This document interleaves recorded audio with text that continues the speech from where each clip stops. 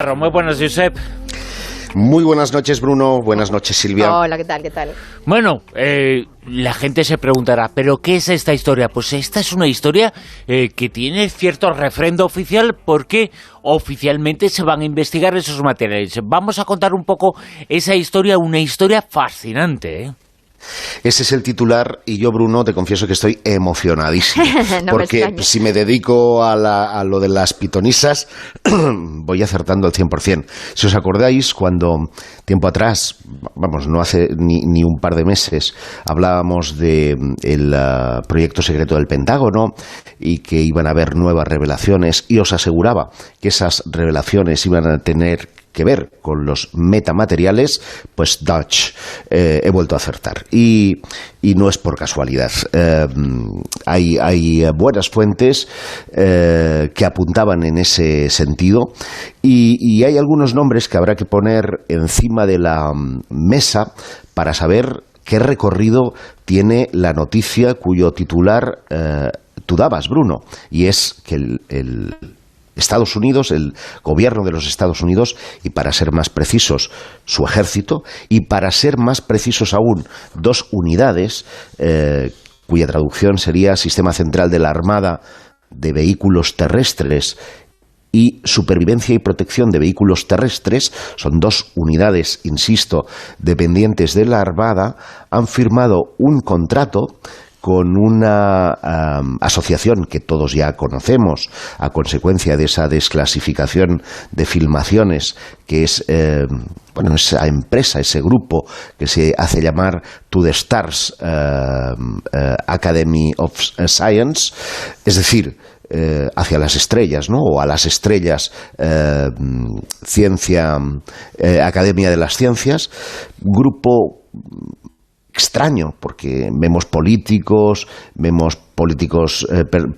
alto nivel, vemos científicos de alto nivel y vemos personajes del mundo de la investigación ufológica, que aunque han estado un poco trasnochados, vuelven a la palestra. Pero estos... esa es gente que pertenece a ese grupo, un grupo, hemos hablado en muchas ocasiones a lo largo de este tiempo, de estos meses, de ese grupo vinculado al Pentágono. Uh-huh. En este caso concreto se está hablando de la existencia y se están investigando oficialmente de 7 piedras metálicas de origen desconocido, ¿no? Eso es. Y es curioso, yo quería hacer esta breve introducción porque el propietario de esta organización o empresa, llámale como quieras, es un tipo que se llama Tom DeLonge.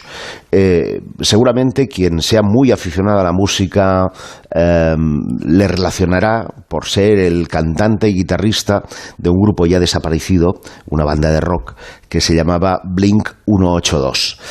Bueno, pues 4 años después de que desapareciera la banda, este hombre se adentra en la investigación ufológica, hace amistad con Luis Elizondo, del que hemos hablado también aquí muchas veces, y este hombre le compra a Linda Moulton Howe, una conocida investigadora estadounidense, periodista que ha denunciado en reiteradas ocasiones como una especie de plan de hibridación que empezaría pues por coger a las vacas y literalmente secarlas de sangre en los campos. Muy conocida a raíz de investigaciones ¿no? que realizó sobre el mundo de las mutilaciones de ganado.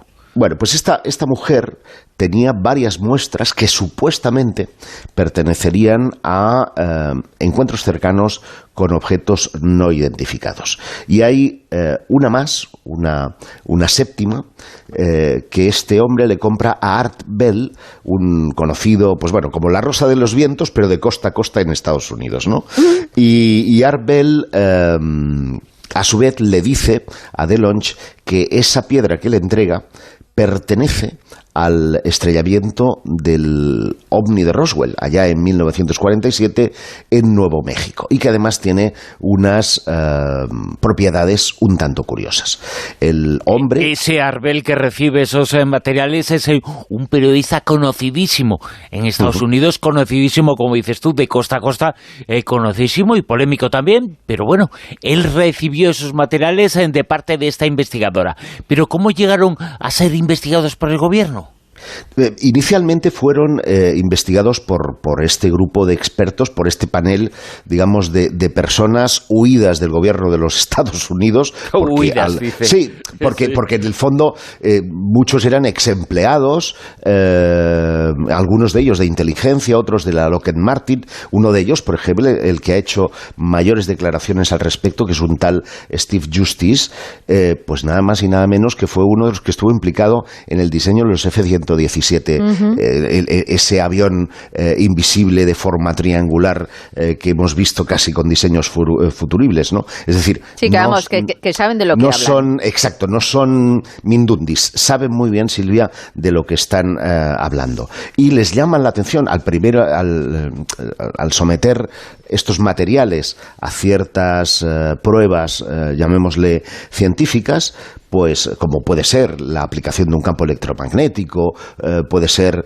el llevar a cabo pues algún procedimiento químico con ellas, ven que una de ellas, por ejemplo, tiene propiedades antigravitatorias, es decir, literalmente flota cuando le aplicas un campo electromagnético. Bueno. Y otras pues muestran cierta maleabilidad a la vez que tienen una extraordinaria resistencia. Pero perdona, Giuseppe, ¿todas esas piedras, todos esos materiales pertenecen al mismo caso, aunque sean diferentes o no? No, estamos hablando de 7 piedras distintas, pero que tienen en común una aleación muy similar, que incluye el bismuto, que incluye ahora he perdido por aquí las anotaciones que había tomado, pero vamos, que tenían unas características, una aleación que es como menos no común en la Tierra, es decir, se ha tenido que fabricar, pero les consta por sus contactos con el ejército estadounidense que no han formado parte de ningún tipo de prototipo de aleación, digamos, que se haya empleado en ninguno de los diseños. En concreto, la aleación era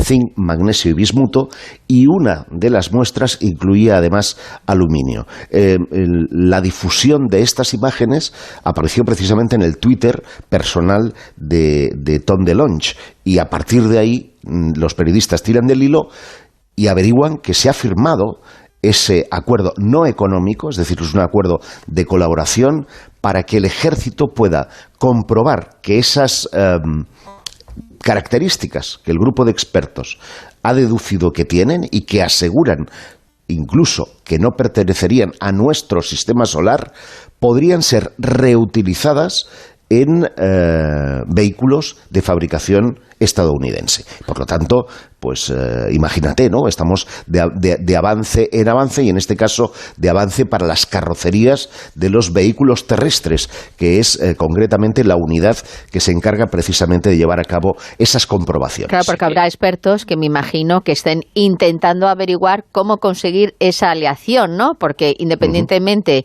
de los materiales que sí hayan identificado, lo que tienen duda y que no identifican, pues estarán mirando a ver cómo pueden coger o conseguir o utilizar o reutilizar, como tú estás diciendo, para lograr ese fuselaje, ¿no? Efectivamente. Luego me llama mucho la atención en alguna información que ya ha desaparecido de la web, pero que hasta hace unas semanas estaba visible en inglés en la web de To The Stars. Es que tú hablabas antes, Bruno, de qué casos, ¿no?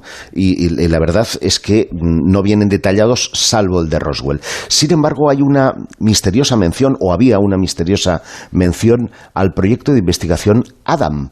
Ese proyecto de investigación tiene muchos años, se remonta a finales de los años 50, fue propuesto por Wernher von Braun, hombre que todos conocemos por ser el inventor. El responsable del viaje de la Luna, para que nos entendamos, ¿no? Sí, y también de la bomba atómica, entre otras cosas. El proyecto Paperclip, y al parecer se habían hecho toda una serie de sondajes, de ahí que tenga que ver también con el asunto de Roswell y el proyecto Mogul, porque al parecer en esos globos, que supuestamente estaban encaminados única y exclusivamente a monitorear las posibles pruebas nucleares que sus vecinos rusos pudieran llevar a cabo, se recogieron muestras en el espacio, digamos, suborbital, es decir, por debajo de donde están los satélites, se habrían recogido algunas de esas muestras pequeñas de estos metales que, obviamente, ya está claro que son extraterrestres porque han sido cogidos en el espacio, pero que determinarían que tienen una serie de propiedades, vamos a decir, entre comillas, mágicas, que les hacen muy especiales. Únicas, ¿no? Pero ahora mismo, ¿dónde se encuentran esos materiales? Porque hemos visto fotografías, hemos visto imágenes de esas piedras, pero ¿dónde están las piedras? ¿Quién las tiene? Hasta donde yo sé, y esto no está publicado en ninguna parte, sino que procede de investigación personal, estarían guardadas en una serie de cámaras habilitadas para ese uso en el estado de Nevada y para ser más exacto, muy cercana a la ciudad de Las Vegas. Y son propiedad, muy cercana al Área 51, ¿no? Sí, no, pero no, están más cerca de un complejo hotelero que no del Área 51, porque quien tiene la propiedad de esas cámaras es nada menos que Robert Bigelow, que recordáis, hace también 3 o 4 años atrás, dijo estar seguro de la existencia de extraterrestres porque él tenía evidencias almacenadas, nadie sabía, por supuesto, a qué se refería, ahora sí, y no olvidemos que este señor, que es un filántropo que ha dedicado más de 400 millones de dólares a la investigación OVNI, porque él de pequeño tuvo algún tipo de experiencia en ese sentido, es uno de los que proporciona motores y diseños superfuturistas a la NASA a través de una empresa que trabaja para la Jet Propulsion Laboratory. Fíjate, es como que todas las piezas, nunca mejor dicho, están uniéndose ahora, ¿no? Todo lo que hemos ido contando en estos últimos años con estos materiales, con estas piedras de otros mundos, se están uniendo, son diferentes piezas, 7 en concreto, se están uniendo, bueno, en esta historia que es apasionante y que no sabemos en dónde va a acabar. No sabemos dónde va a acabar, lo único que podemos seguir haciendo es seguir la pista de sus actores. A mí me llama la atención el nombre de Tom DeLonge, que ya sabíamos que era el propietario, el fundador de esta empresa que está dando a conocer todos los vídeos de la Marina, todos los testimonios y ahora estos metamateriales. Recordemos que cuando Wikileaks directamente fusiló cerca de 20.000 emails de la administración, concretamente de Hillary Clinton durante la campaña de las presidenciales con Donald Trump, salieron a relucir una serie de emails entre el jefe de campaña de Hillary Clinton, Tom DeLonge, y con el Vaticano. Viene otra pieza más, con lo cual imaginaos, porque además el Vaticano se ha sabido que tiene algún proyecto de observación astronómica y bueno, se habla, esto ya es más conspiranoia que otra cosa, que pudieran haber otro tipo de proyectos secretos auspiciados por el Vaticano y de los que aún no tendríamos noticia. A mí me gustaría saber, Josep, si se ha conseguido con algún método o procedimiento datar la antigüedad de estas piedras. No sé si se ha contemplado. Hoy por hoy no se ha llevado a cabo ninguna. La única prueba que se podría hacer es la de la termolumínica. Eso es, gracias Bruno, que es la prueba que se utiliza para la datación de piedras. Son piedras, les llamo piedras a falta de algo, de una palabra más concreta, habida cuenta de que muchas presentan aspecto plástico y sin embargo son metales, Con lo cual, la definición es toda muy extraña, pero no se ha podido determinar la antigüedad y es muy probable que ahora, en los próximos meses, si este acuerdo, este contrato tira adelante, además ya se ha hecho una rueda de prensa, hay una presentación oficial. Porque aunque no nos lo creamos, esto es medianamente oficial. Claro, esa es la historia. Que es lo asombroso, que oficialmente se dice eso y se reconoce eso, ¿no?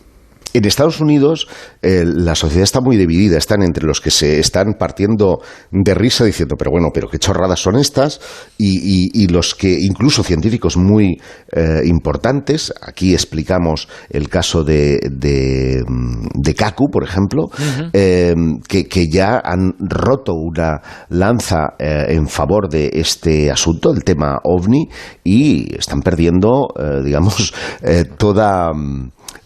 todo miedo al ridículo, claro. Se están atreviendo, han roto la barrera y a partir de ahora la sociedad está muy polarizada entre los que creen y en los que realmente están esperando con mucha expectación que la Marina, y en concreto estas unidades, puedan determinar el origen cierto de estos extraños materiales que, insisto, se han recogido en diversos lugares de los Estados Unidos. Ojo, me consta, y si quieres con eso luego te doy paso lo que quieras, me consta que Luis Elizondo estuvo hace pocas semanas en el norte de Chile, donde también hay un tipo, Jorge Tabé se llama, que tuvo una experiencia en los años 90 en la que vio como un objeto no identificado chocaba,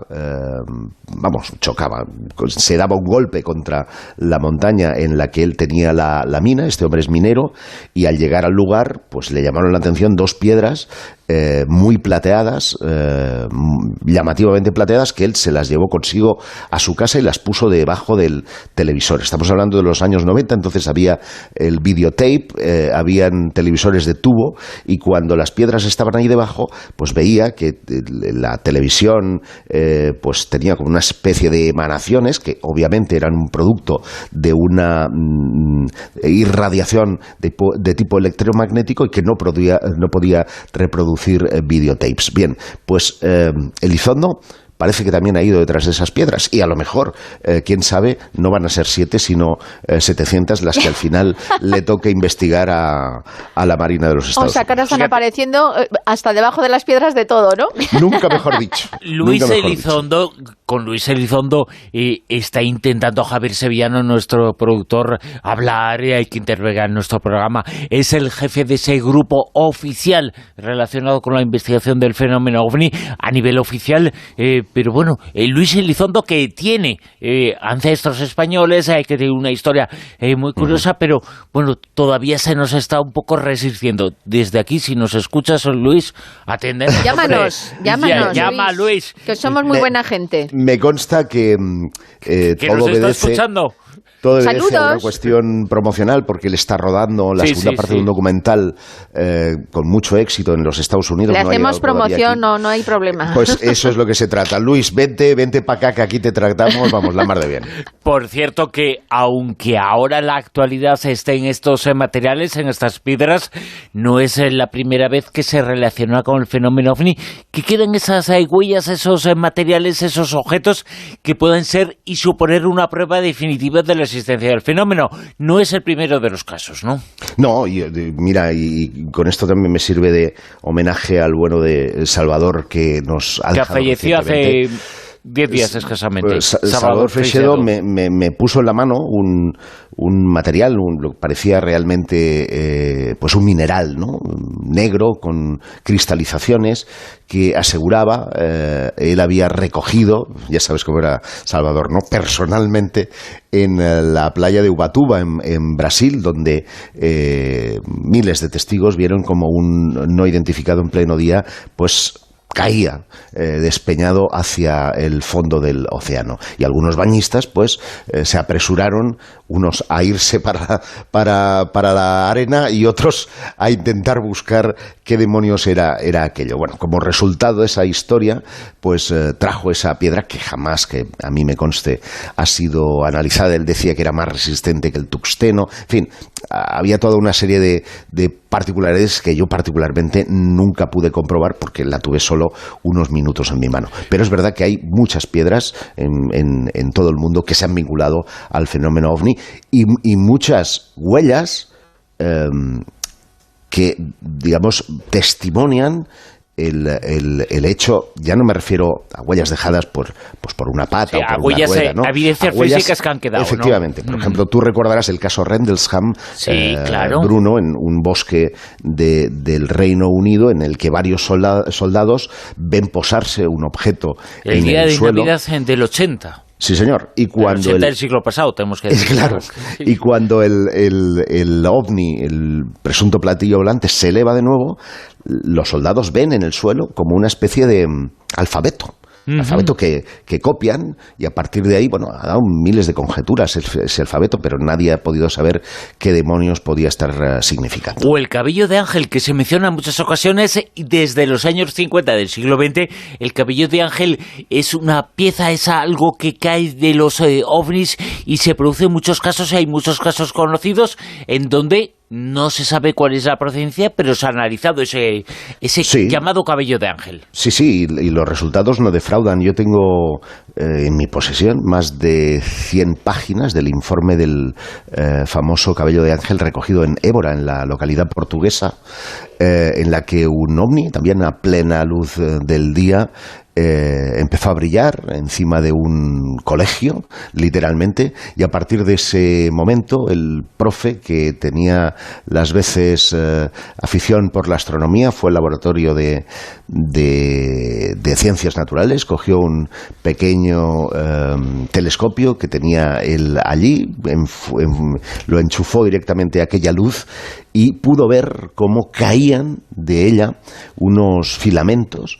que a poco que tocaban el suelo se deshacían, como si fuera pues la nieve, ¿verdad? Pero en lugar de ser copos, eran estructuras filamentosas que podían recordar perfectamente a una tela de araña, con esa particularidad que cuando tocaban algo pues se deshacían, ¿no? Hubo un momento en el que la cantidad era tal que los árboles de la escuela, el propio terreno de juego, porque estaban en el patio, el del campo de polideportivo en el que tienes las cestas de baloncesto, tienes las 2 porterías de balonmano, en fin, pues aquello quedó blanco y entonces deja el